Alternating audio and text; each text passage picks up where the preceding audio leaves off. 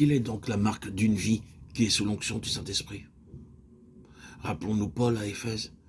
Lorsque l'apôtre arriva dans cette ville, il y trouva certains disciples, et sans nous expliquer la raison de cette question, il leur demanda aussitôt, « Avez-vous reçu le Saint-Esprit lorsque vous avez cru ?» Ils lui répondirent, « Nous n'avons pas même entendu dire qu'il y ait un Saint-Esprit. » La nouvelle question que Paul leur pose ensuite est pleine de signification, car elle nous ramène au Jourdain. Quel baptême avez-vous donc reçu? Le baptême est lié à cette réalité vitale. Si vous ne connaissez pas le Saint-Esprit, quelle peut être la signification de votre baptême? Mais nous avons été baptisés du baptême de Jean. Oh, je vois. Or, Jean a baptisé du baptême de la repentance en disant au peuple de croire en celui qui devait venir après lui, c'est-à-dire en Jésus. Après qu'ils eurent entendu cela, ils furent baptisés au nom du Seigneur Jésus. Ils furent baptisés en Christ et le Saint-Esprit descendit sur eux.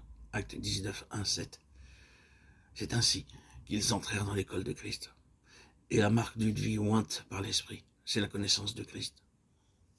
Nous connaissons alors Christ de cette manière vivante et toujours croissante. Oh, écoutons bien ceci. Ce n'est pas aussi élémentaire et inutile qu'il ne le semble. Quelques-uns d'entre nous, nous sommes sans doute de bien pauvres élèves. Il nous faut tant de temps pour apprendre. Il m'a fallu à moi des dizaines d'années pour arriver à une vraie réalisation de cela. Nous savons tant de choses et nous découvrons que notre connaissance réelle et personnelle de Christ est très faible. Nous sommes constamment ramenés là. Et pour finir, tôt ou tard, vous et moi, nous arrivons au point où nous nous écrions « Oh, ce ne sont pas des doctrines, ni des vérités, ni des thèmes, ni des sujets, ni même les Écritures en tant que simple matière que j'ai besoin de connaître. » Tout cela est très merveilleux lorsque nous sommes intéressés par ces choses, mais que vienne un moment où nous passons par le feu, où nous entrons dans une épreuve profonde, dans la détresse et l'angoisse. Qu'en sera-t-il alors de toutes nos doctrines et de tous nos sujets et de toute notre étude de la Bible? Quelle en sera la valeur? Cela ne résoudra pas réellement nos problèmes. Cela ne nous fera pas triompher. C'est une tragédie. Or, cela est vrai de plusieurs d'entre nous, qui possédons certaines doctrines, qui avons saisi les doctrines de la Bible pour les étudier à fond, et qui savons ce que dit la Bible sur ces choses. Régénération, rédemption, expiation, justification par la foi, sanctification et ainsi de suite. Il est vrai qu'après avoir saisi toutes ces vérités et les avoir étudiées toutes bien à fond, nous pouvons cependant passer par une expérience spirituelle terrible où toute cette connaissance n'aura aucune valeur, et arriver à la place où, si le Seigneur n'était pas là, nous pourrions facilement tout rejeter en disant « ce christianisme ne sert à rien ». Oui, pour ceux qui ont connu le Seigneur depuis des années, mais qui se sont contentés d'une chose comme l'accumulation de la vérité, ce sera toute la valeur qu'elle aura pour eux, à l'heure de la détresse spirituelle la plus profonde. La seule chose qui puisse nous aider, ce n'est certes pas notre magnifique carnet de notes rempli de vérités doctrinales, mais c'est qu'est-ce que je connais du Seigneur personnellement et de manière vivante dans mon cœur.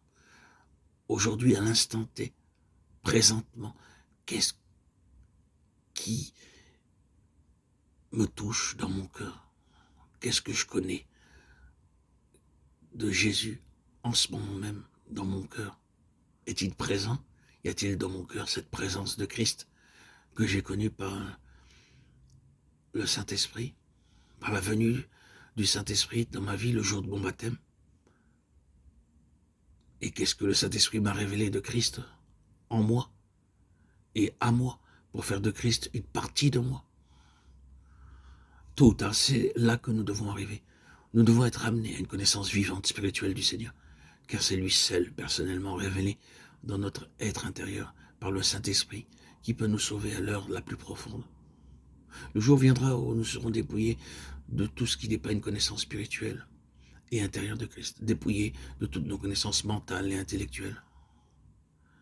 Plusieurs de ceux qui avaient été des géants dans l'enseignement et la doctrine ont eu, à la fin de leur vie, une heure très très sombre en vérité. Parce que tout cela a été prouvé avoir moins de valeur que cette seule chose, la mesure de notre connaissance réelle et intérieure du Seigneur. Et je dis bien intérieure.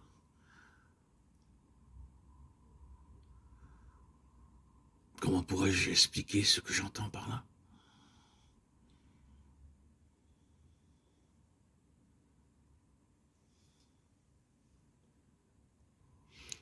Christ doit être en nous, ce sur quoi nous pouvons nous reposer avec confiance et assurance. Et lorsqu'il est cela pour nous, il nous fait alors triompher. C'est de cette manière qu'il nous faut le connaître. C'est la seule manière d'apprendre Christ